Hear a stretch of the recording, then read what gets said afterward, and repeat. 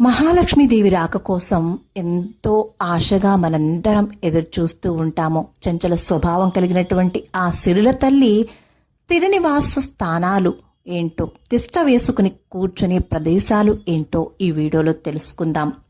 మొదటిది ఇంటి ఇల్లాలి చిరునవ్వులు. ఎప్పుడూ కూడా ఇంటి ఇల్లాలు చిరునవ్వులు చిందిస్తూ ఉండాలి. తులసి చెట్టు ఏ ఇంటైతే ఉంటుందో ఆ ఇంట్లో లక్ష్మీదేవి తిష్ట వేసుకుని ఉంటుంది.